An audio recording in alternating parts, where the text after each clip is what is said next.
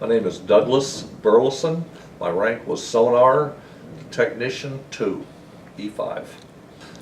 My main experience when I was in high school, I knew at the time this was during the Vietnam conflict, and I knew I wanted to do a service, but I did not want to go in the Army, the other fields. I got my notice from the government that I had to go down and get my physical. I completed that, and it was about a month later while I was at work, my mother gave me a call. She says, I just got a letter from the Army. And right away I kind of made my way down to the local Navy office and said, here I am, take me in. From there it was about a month's delay, or after that, I got orders to go to NTC in San Diego. I spent 9 weeks there, and the first night, I think when I arrived in San Diego, the base, it was about 3 o'clock in the morning, very tired and everything, and I'm kind of going like, what am I doing here? Because I can't call for Mom to get me out of this. I think I've really messed up, because they were yelling and everything, and was tired.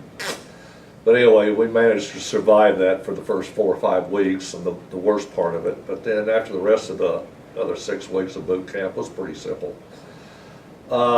At that time there, it was around Christmas. I got 2 weeks leave. I went home, and at that time I was going to report to A school for sonar tech. And I finished went through the sonar tech school.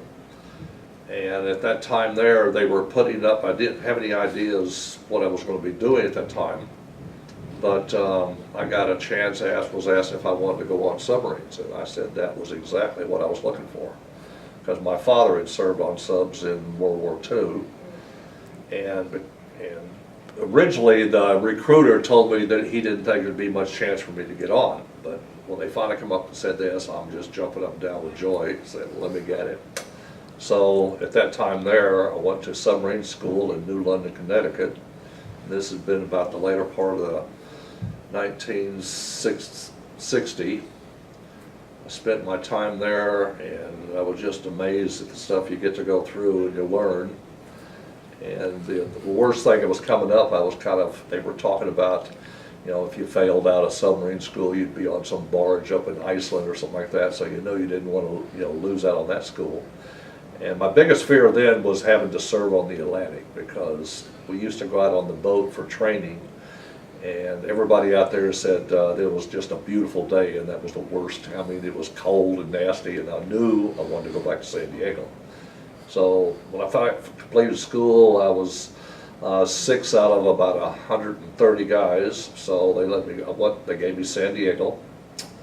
I went back there, and I was to report on board the USS Ronquill SS-396.